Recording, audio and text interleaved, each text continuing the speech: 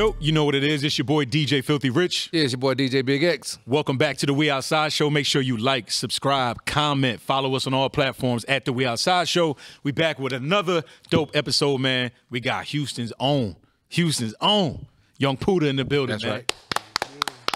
Pooda. What it do? What it do? What's good? We on a good Texas run out here, man. What's happening? I see, man. I'm feeling good, enjoying this atmosphere. That's what's up, man. So I'm going to get right into it, dog, because I first really saw how talented you were when you came through here and did New Music Monday. Like, I already knew you had the records, but even on stage, you got a good stage presence, man. Like, I think you was fire. So I want to talk about everything, but I want to start with that because I'm always like the process and the art of it. How do you like performing, man? What is it like being on that stage? It looked like you had a good time. Yeah, I did, man. When I step on stage, I go into a whole nother world. You know, I don't care if it's 1,000 or 1 million people. I'm going to do my thing because that's just my therapeutic field. You know what I'm saying? Yeah. It's just where I can just do me emotionally, physically, you know what I'm saying? Release so much energy, and I'm doing what I love to do. So, you know what I mean? I be turning up. That's important, too, because a lot of artists, I tell them it's like, yo, bro, you can have all the good music in the world, but your money going to come from going on tour, hitting them stages, getting people to book you in other countries. So the fact that you love to putting perform, on like a performance, not just rapping to the crowd, you know what I'm saying? Interacting, performing, like, you know what I mean? With the crowd and everything, but yeah. Now, where did that come from? Because a lot of artists that we see, they not ready on stage. They need a lot of media training, or they need A&R work. They just need some work. Did somebody teach you that, or that just come from practice? Nah, that just come from practicing in the mirror, you know what I'm saying? Listening to music, you know, coming up, listening to Wayne. You think you him, you rapping. Man, what it would be like if I was him on stage. But, you know, a lot of that and just the love for it, you know, it's like natural. Yeah. So being that you was in Atlanta, he mentioned that you was at New Music Monday. Yeah. And the process of New Music Monday is you perform your songs and then you get feedback. What was that like for you actually getting on stage here and getting that feedback? What was that process for you? It was definitely needed, you know. It was a blessing because the feedback that I got was the feedback that I needed. I needed that honesty, that genuine, and I got good feedback from every DJ. So, you know what I'm saying? They telling me, like, you really need to pick up the pace. I needed to hear that. You know, yeah, that's what I needed. So being here, getting that kind of feedback, and then you go back into what you do as being Pooda. What was one of the first things after you left here you said, man, after hearing the feedback you got from the DJs that plays the music, what was one of the things you said, man, I need to work on this? Tapping in with the DJs more. Okay. Yeah. So being that you felt like you had to tap into the DJs, what was one of the things, like either like getting your music out to them, or really just getting around networking with them? Really both. Okay. You need both. But I definitely got a good relationship with all the DJs. It's just so much getting like the label and the business aspect on the same page. You know what I mean? So that's what I was really focusing on. So being that you out here as an independent artist, do you find it hard to navigate in this, like it's a whole new wave of things that's going on out here as an independent artist now? Yeah. So you got a lot of DSPs, you got a lot of different things as an independent that you know. Is it difficult for you to kind of navigate in this whole temperature that's going on out here now than it was like 5 years ago? It's trials and tribulations. You know what I'm saying? It's all learning. It's a learning experience, but it hasn't been too difficult. You know, just take a step back and learn, man. Just try to learn and navigate the best way you can. And again, those relationships, what you don't know, reach out to the people that might know, or that might know somebody that might know somebody that know. You know, but no, it hasn't been too difficult. So when you're saying that, is how important is it for you? Being, you know, you've been doing this for a few years, because now you mentioned the relationships. How big are you on developing your team? I'm very big on that because the team make the machine. Right. You know, one man don't build no empire. So when everybody on the same page, everybody got the same plan, and we all working hard for ourselves and each other at the same time, you know, it's just different. It activate that machine. It built that empire. And man, it's like you could be untouchable. really. Okay. Yeah. So even seeing how you move, you must have a good team because you definitely. move like a major, even though you are independent. Like Most definitely. I didn't even know you were independent. That's why I asked you off camera. So being independent and you're moving like that, you got records with Cool and Dre. Yeah, that's my bros. A Boogie. Yep. So how does this happen? So how are you able to make these happen as an independent artist? Is it all relationships? All relationships, really. So I met Cool and Dre through my label, the independent label based out of Florida. When I had first signed with them, they were sending me beats from different producers. I was fucking with it, but not so much, you know what I'm saying? Then they suggested, they was like, nah, we got the perfect people for you. And they introduced me to Cool and Dre. So Cool and Dre sent me a song, they sent me a beat. I did the beat, sent it back. It was a fire, I can't remember the name of the song. It was a fire-ass song. So they sent a pack back, like 10 beats. I ended up doing the whole pack. Hell yeah. You know what I mean? They ain't got no bullshit. Man, come on, bro. And it was lit after that. So yeah, really relationships. That's dope. Cool and Dre sent you a 10-pack as an independent artist. It's insane, bro. It's crazy. You know and that, they right? didn't send me no bullshit either. So out of that 10-pack, how many songs you pick out? Like seriously? I did 10. I did the whole pack. I As sent you the should, whole man. pack back. Yeah. Yeah. And they was fucking with it. Dope. And then what about the A Boogie situation? How do you get that? You got a lot of features. You got a song with Trey Songz too? Yeah, so the Trey Songz popping. situation. Popping out happened, here. I was in Houston. I was just riding around, me and my cousins or whatever. My label had called me. They like, yo, where you at? Like, I'm in Houston. They like, hey, we got to fly you out to Miami right now. It was like, Trey Songz just heard the Chicken and Grits. I got a song called Chicken and Grits. It's like, he fucking with it. He want to get on it. So I'm like, shoot, let's do it. I'm on the way. I'm on the way. You know what I'm saying? I got on the flight. I went to Miami. We booked a studio session. I met Trey Songz. I got to see him, the recording process. So that was real, you know what I'm saying, a great experience.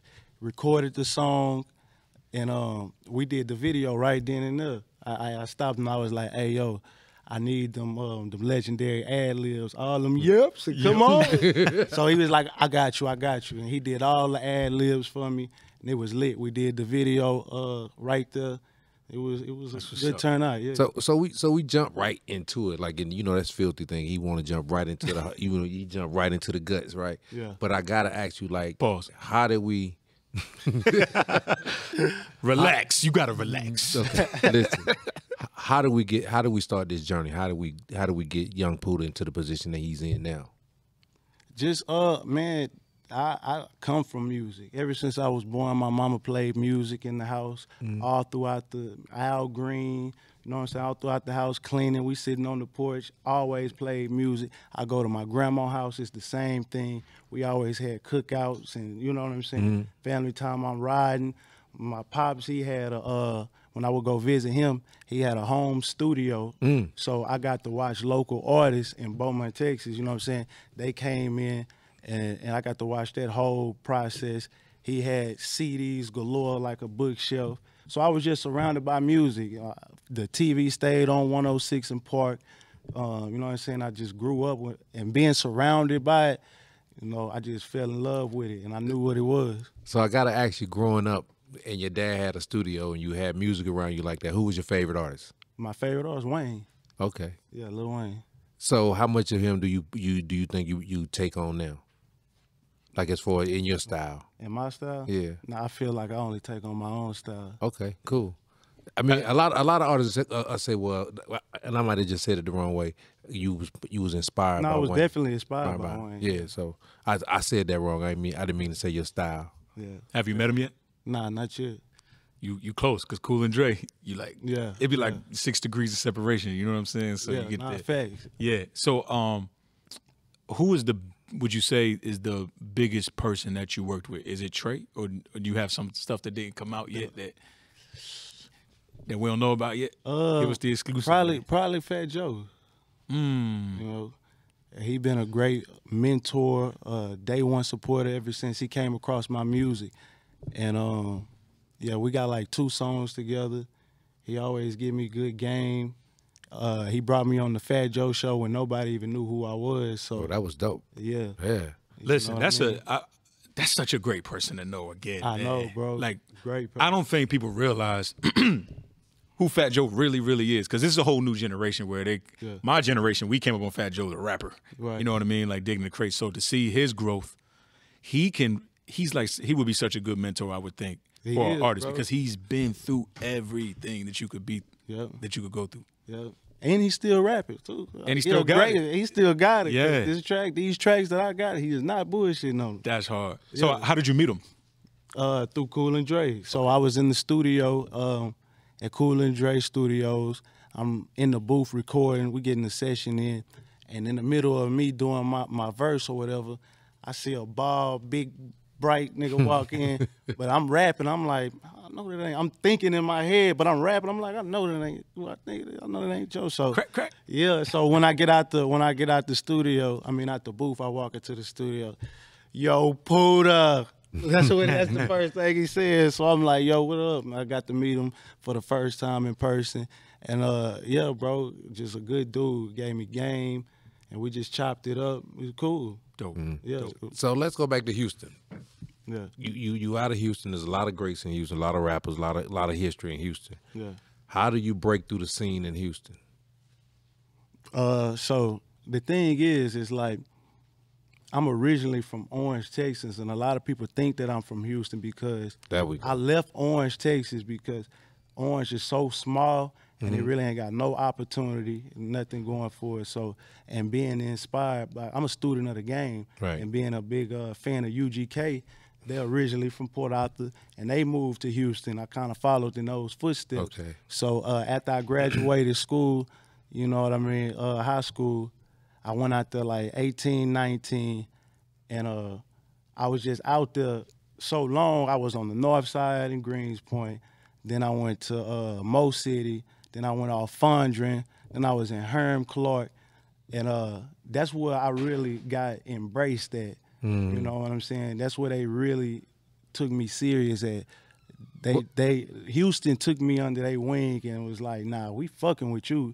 Mm. You know, I really got a buzz there. So a lot of people thought that I was from there because that's where I really got popping at and really started to get my name known. Mm-hmm. Yeah.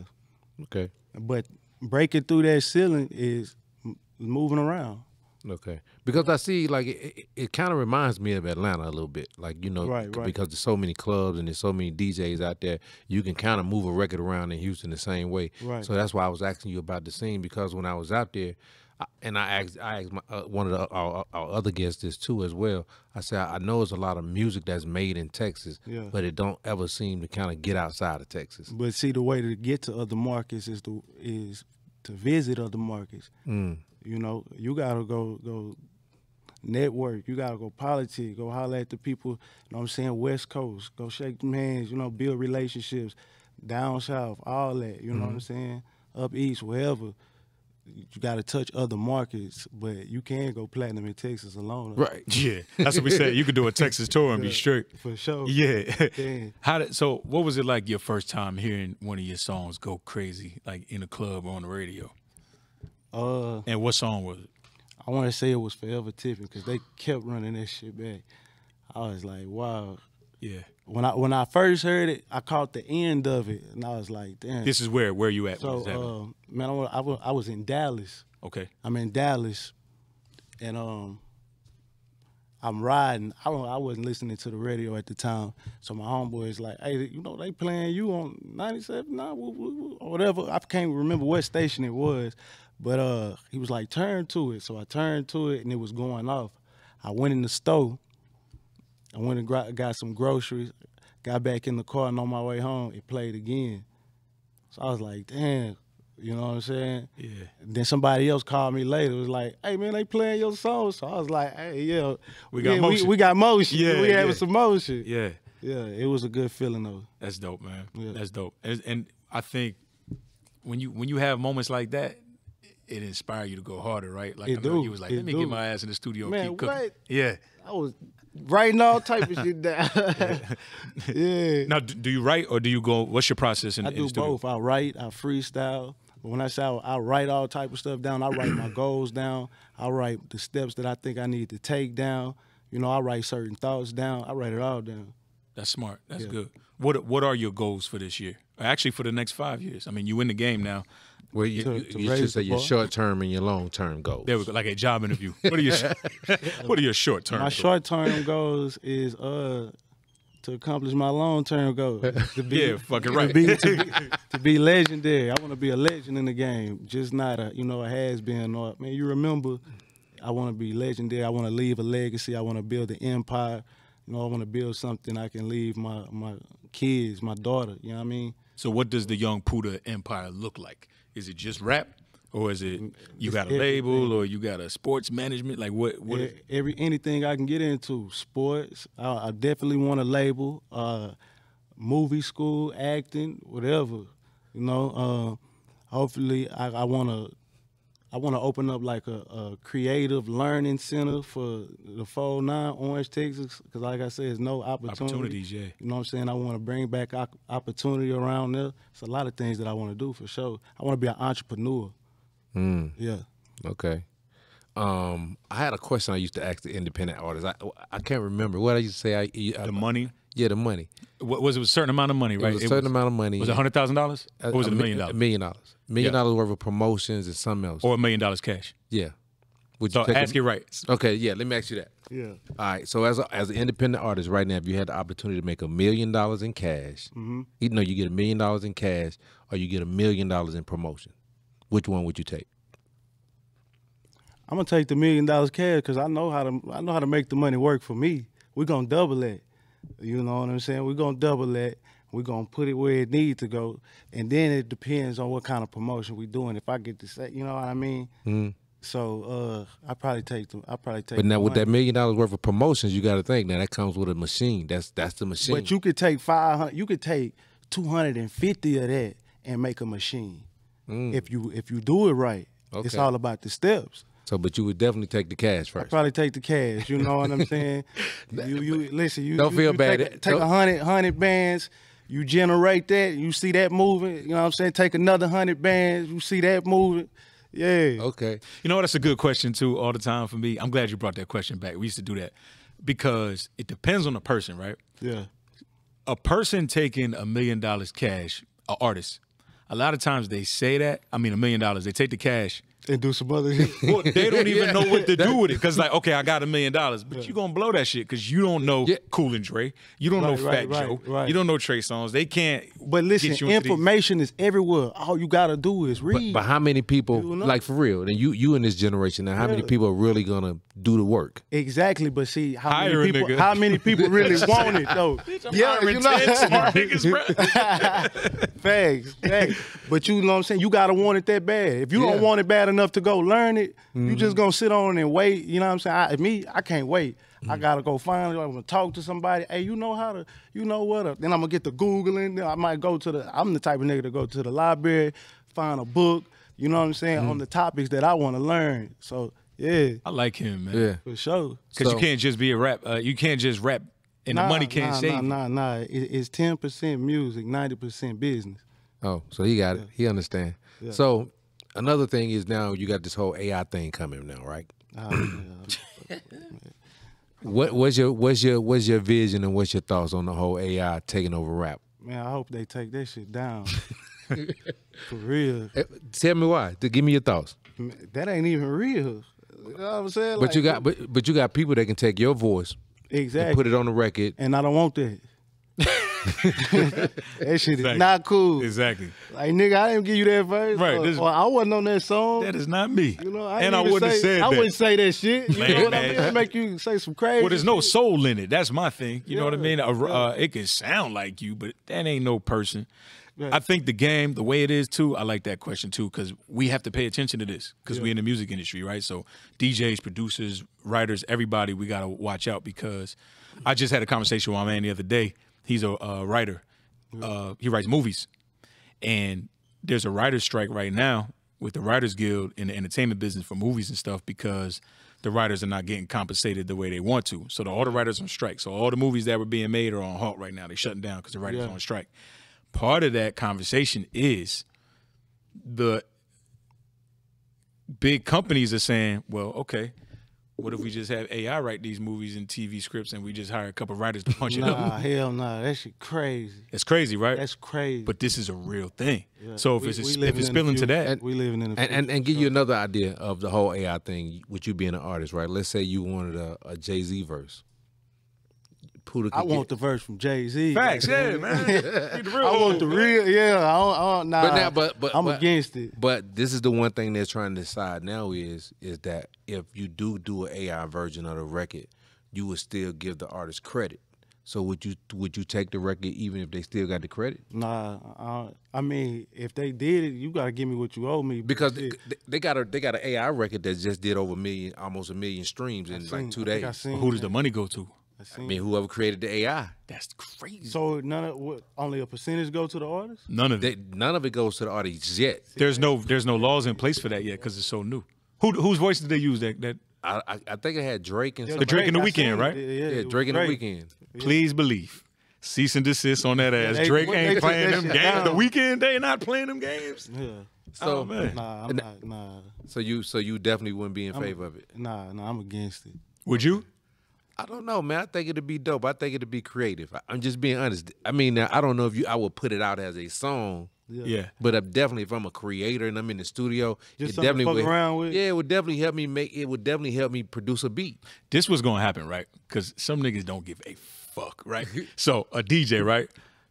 A DJ gonna say, man, you know what? I'm about to make me one of them DJ Khaled type projects, and I'm gonna put goddamn whoever they want to on that bitch. Nipsey Hussle, Biggie. It's gonna be called Day of the Dead, and all dead niggas gonna be on there to go put it out. Day of the Dead. You know what? Now you know what? Don't take my idea, but yeah, I was about to say that. You just gave him a good idea. I'm doing it. If it come out, that's me. I'm doing it tomorrow. Let me call my people. Yeah. So being an independent, right? Being an independent out here now is a little different for like, especially for like moving around and doing that thing, like. What's one of the things that you want to do right now as an independent that you haven't had a chance to do?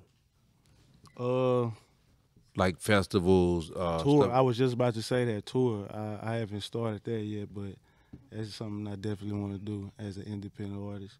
Get that show money. So with you moving around, like how you moving around, do you run into a lot of opportunities to do a lot of different diverse stuff, or is everything just all in the same lane? Nah, it's definitely diverse. Like I done did prom, schools, okay.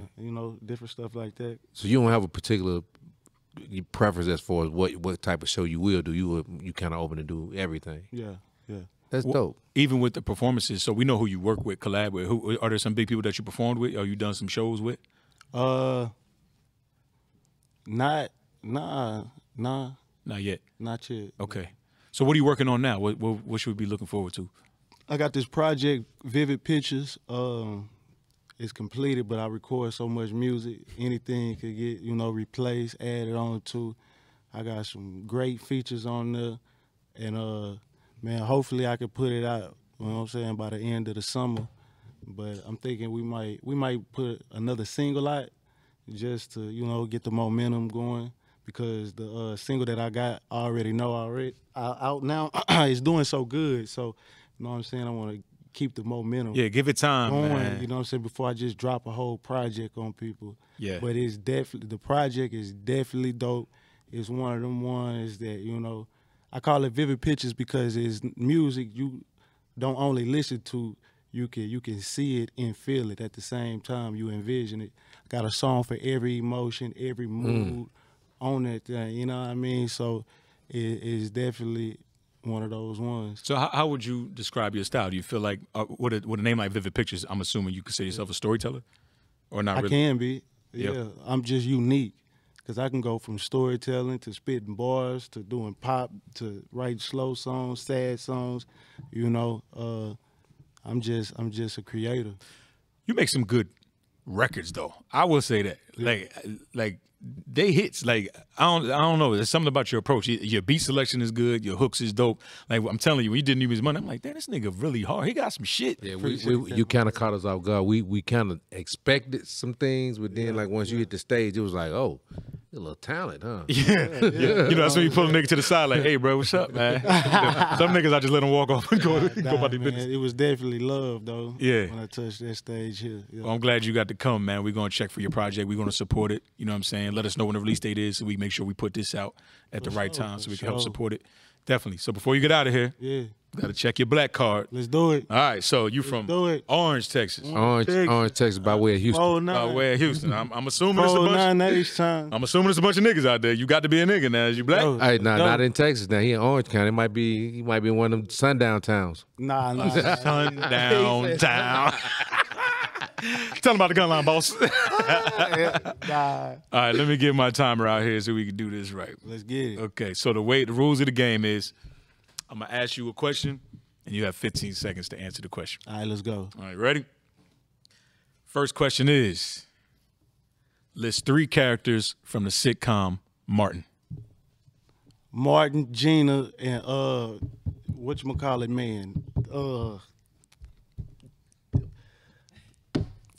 What's that nigga name? What's it? The man. Bro man. I don't know why I wanted to call that nigga G-Man for some reason. Okay. Bro man from upstairs. From the 5th floor. From the 5th floor. Yeah, bro man. All right, let's go. All right. Because that's what he did. That's 0 for 1. You get 5 of them, that's 0 for 1. 0 for 1. Let's go. You ready? Make your comeback. List 3 black reality shows. Martin, Fresh Prince. Reality shows. A reality show. Oh, reality shows. TV. Love and Hip Hop? Yep. Okay. Wildin' Out? Is that one? That's not. We'll take it. Okay. No, that's not one. That's not one. I don't even watch reality shows. Damn. Love and Hip Hop. Time's up. You know what you could have said? Love and Hip Hop Atlanta, Love and Hip Hop at Miami, Yep. Love and Hip Hop. They do all of LA something. I don't watch reality TV. I don't like him. 0 for 2. Let's go. He's 0 for 2 on his black card, people. We got this I'm out comeback. of there, yeah. All right. Okay. List 3 black people who had solo careers after leaving a group. Ooh, Pleasure P. Okay.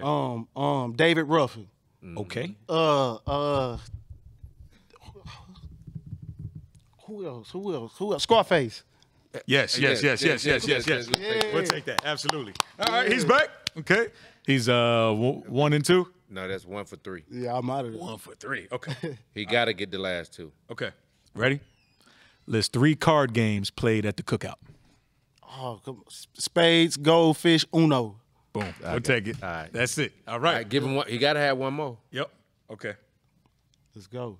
You got this. All right. Ready? This for the black card. This for the black card. I don't want to take your black card, man. Let's go. List 3 Eddie Murphy movies. Nutty Professor. Norbit. Super bad. What's it? Super fun? Hold on, wait. Nutty Professor 2. Goddamn. Boomerang. That's what I was trying to think. He got so many movies. He do. Boomerang. You got it. So he gets to keep his black card. Yeah, man. Yung Pooda's black, everybody. Yes, sir. He's still black. All right, man. So we're going to get you out of here. What I want you to do is look in that camera and shout out your new project and everything you got going on and where people can find you. Hey, man, y'all go check out my single that I got right now. I already know. Follow me on all my platforms at I Am Yung Pooda. That's IAMYUNGPOODA. Big That's it, man. The We Outside Show. Make sure you share, like, subscribe, jump in the comments, man. Let us know what you think about the show. We'll see y'all next week. Peace. Peace.